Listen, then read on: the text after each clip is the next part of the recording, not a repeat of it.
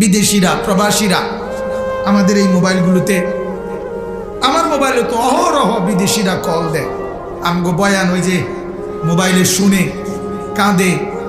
তো বলে, আজকেও এক লোক কাঁদা বলছে যে হুজুর বাড়িতে সবার কাছে বলতে পারি না যে কি কষ্টে আছি, কি পেরেশানিতে আছি, কি অস্থিরতায় আছি জিন্দিগিটা।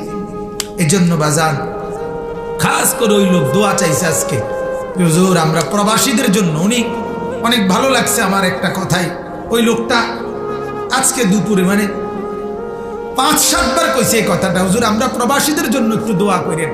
মানে নিজের জন্য বলেন, একলা বারবার বলছে, যে সবাইকে নিয়ে বলছে আমরা প্রবাসীদের জন্য একটু দোয়া করেন হুজুর, আমরা অনেক বেশি পেরেশানিতে আছি, অনেক টেনশনে আছি, বাড়িতে যাইতে আসতে পারতেছে না, আর্থিকভাবে ওইভাবে টাকা পয়সা মিলাইতে পারতেছে না, কিন্তু বউ বাচ্চার কাছে কয় না, হাসি দিয়া হয়তো থাকে, বুঝাইতে দেয় না যে নিজে কত কষ্টে আছে।